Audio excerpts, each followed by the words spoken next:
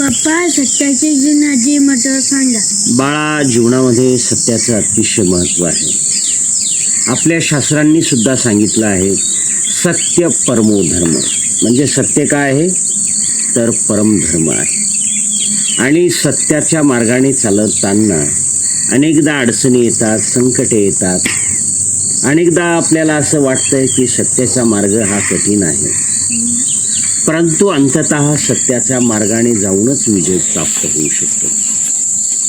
ज्यांनी म्हणून काही जीवनामध्ये सत्याच्या मार्गाचा अवलंबन केला ते खऱ्या अर्थाने जीवनामध्ये यशस्वी झाले.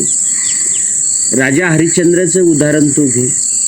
राजा हरिश्चंद्रांनी केवळ सत्यासाठी, मी दिलेलं वचन खरं ठरावं यासाठी जीवनामध्ये त्याच्या अनेक अडचणी आल्या, परंतु सत्याच्या मार्गाने गेल्यानंतर माणसाला मान मिळतो, सन्मान मिळतो आणि त्याचं नाव त्रिकाल बाधित जसं सत्य असतं तसं ते अनेक वर्षापर्यंत राहतं.